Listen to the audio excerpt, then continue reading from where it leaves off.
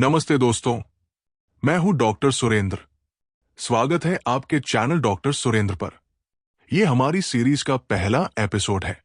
Series का नाम है संशय से सच तक, विज्ञान, नास्तिकता और बहस। पिछले एपिसोड में, एपिसोड 0 में, हमने इस पॉडकास्ट का आइडिया समझा, क्रिटिकल थिंकिंग की बात की, संशय से सच तक का रास्ता देखा। आज हम शुरू करते हैं एक नाम से, रिचर्ड डॉकिंस से। तो सवाल है, डॉकिंस कौन है, उनकी सोच क्या है और ये हमें संशय की राह पर कैसे ले जाती है? चलिए इस सवाल का जवाब ढूंढते हैं और देखते हैं ये सफर कहां से शुरू होता है। रिचर्ड डॉकिंस, एक नाम जो साइंस की दुनिया में चमकता है, एक नाम जो एथिज्म की दुनिया में गूंजता है। वो एक साइंटिस्ट है, एक लेखक है और एक स्केप्टिक है। स्केप्टिक मतलब संशयी, जो हर बात पर सवाल उठाए और बिना प्रूफ के कुछ न माने। तो चलिए पहले जानते हैं डॉकिंस का परिचय। उनका जन्म हुआ था 26 मार्च 1941 को। कहा? नैरोबी, केन्या में। लेकिन उनकी असली कहानी शुरू हुई इंग्लैंड में, खासकर ऑक्सफोर्ड यूनिवर्सिटी में।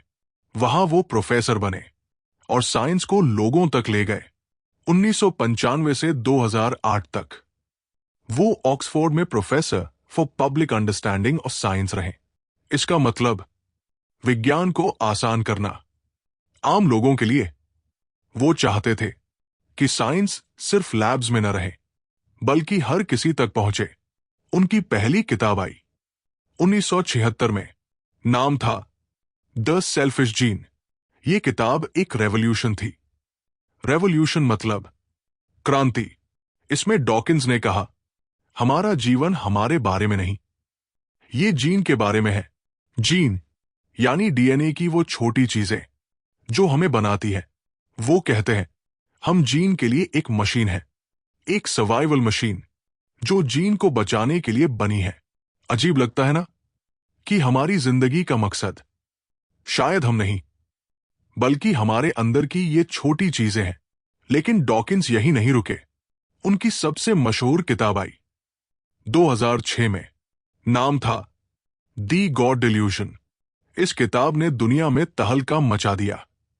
इसमें वो कहते हैं ईश्वर में विश्वास एक डिल्यूजन है, एक भ्रम।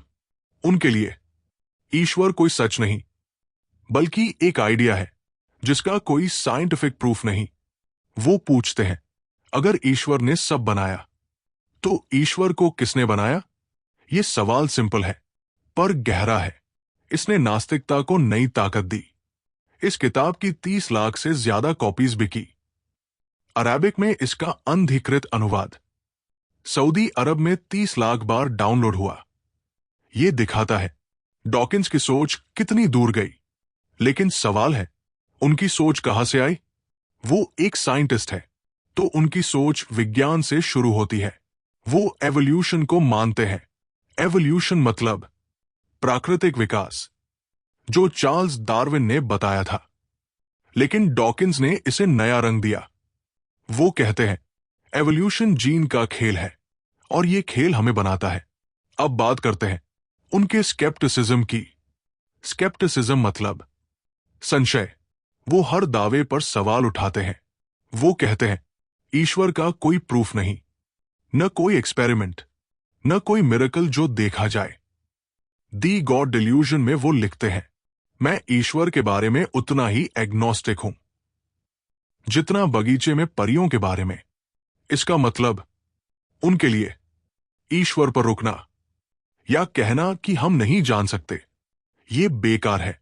वो कहते हैं जो बिना प्रूफ के दावा किया जाए उसे बिना प्रूफ के खारिज किया जा सकता है। ये उनका संशय है जो उन्हें साइंटिस्ट से स्केप्टिक बनाता है। लेकिन संशय क्या है और ये एग्नोस्टिसिज्म से कैसे अलग है? चलिए इसे समझते हैं। एक संशयी सवाल पूछता है, जवाब मांगता है। डॉकिंस कहते हैं ईश्वर का कोई सबूत नहीं तो मैं नहीं मानता। ये संशय है। वो हर चीज को टेस्ट करते हैं। अगर सबूत नहीं तो रिजेक्ट करते हैं। मगर एक एग्नोस्टिक कहेगा हम ईश्वर के बारे में निश्चित नहीं हो सकते। न हाँ, न ना। वो रुक जाता है, फैसला नहीं लेता। डॉकिंस इसे पसंद नहीं करते। वो कहते हैं, अगर कोई सबूत नहीं तो न मानना ही सही है। वो अपने बिलीफ को एक स्केल पर रखते हैं, 1 से 7 तक। 1 मतलब पूरा विश्वास कि ईश्वर है। 7 मतलब पूरा विश्वास कि ईश्वर नहीं है। डॉकिंस कहते हैं, मैं 6 हूं, यानी लगभग निश्चित कि ईश्वर नहीं है। लेकिन वो 7 नहीं कहते। क्यों? क्योंकि वो साइंटिस्ट है। वो कहते हैं, अगर कल सबूत मिले तो मैं सोच बदल सकता हूं। ये उनका साइंटिफिक स्केप्टिसिज्म है जो उन्हें खास बनाता है। और ये संशय उनकी नास्तिकता का बेस है। बेस मतलब नींव। अब बात करते हैं नास्तिकता की, एथिज्म की। डॉकिंस कहते हैं, ईश्वर में विश्वास करना एक डिल्यूजन है। वो पूछते हैं, क्या ईश्वर की जरूरत है? उनके लिए विज्ञान सब एक्सप्लेन कर सकता है। एवोल्यूशन से जीवन शुरू हुआ, जीन से हम बने, और नेचर ने सब कुछ बनाया। कोई क्रिएटर नहीं चाहिए। ये उनकी नास्तिकता है जो विज्ञान से शुरू होती है और संशय से मजबूत होती है। अब मटेरियलिज्म की बात। डॉकिंस की नास्तिकता सिर्फ ईश्वर को नकारना नहीं, ये भौतिकवाद से जुड़ी है। भौतिकवाद मतलब सिर्फ फिजिकल चीजें सच है, पदार्थ, ऊर्जा, और कुछ नहीं। कोई आत्मा नहीं, कोई ईश्वर नहीं, कोई सुपरनैचुरल शक्ति नहीं। उनके लिए जीवन जीन से शुरू होता है जो फिजिकल है। चेतना वो दिमाग का काम है, कोई आत्मा नहीं। वो लिखते हैं, हमारा ब्रह्मांड वैसा ही है जैसा होना चाहिए। अगर इसमें कोई डिजाइन नहीं, कोई पर्पस नहीं, सिर्फ अंधी निर्मम उदासीनता। ये उनका मटेरियलिज्म है जो उनकी नास्तिकता को सपोर्ट करता है। अगर सब कुछ फिजिकल है तो ईश्वर की कोई जगह नहीं।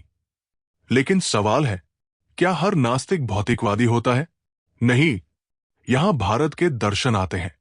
चार्वाक वो भौतिकवादी थे, कहते थे जो दिखे वही सच।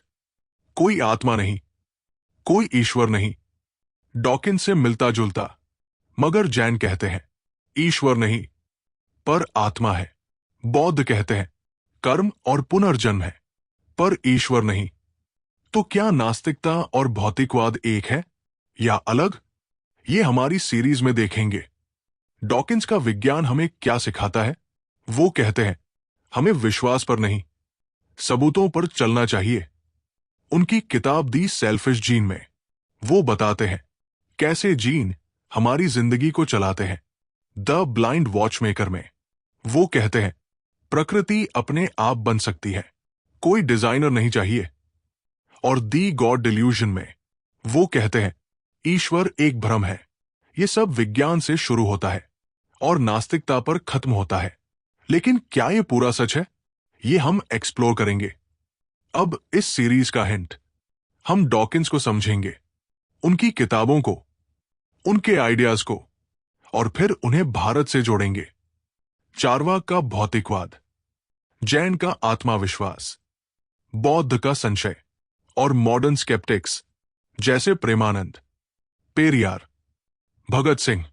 हम पूछेंगे, क्या डॉकिंस का विज्ञान इनसे मिलता है या इनसे अलग है? ये एक बहस होगी बिना पक्षपात के। तो दोस्तों, हमने देखा पहला एपिसोड, रिचर्ड डॉकिंस का परिचय, उनका स्केप्टिसिज्म, उनकी एथिज्म और उनका मटेरियलिज्म। अगली बार हम खोलेंगे दी सेल्फिश जीन को। ये कैसे कहती है कि जीन चलाते हैं हमारी जिंदगी। तब तक सोचने को कुछ सवाल। क्या डाउट हमें सच दिखाता है? क्या आप डॉकिंस के साथ हैं या अलग रास्ता चुनते हैं? कमेंट में अपनी बात रखें, लाइक करें, सब्सक्राइब करें, बेल आइकन जरूर दबाएं। रोज 3 PM पर नया एपिसोड। संशय बनाए रखें, सोचते रहें। नमस्ते।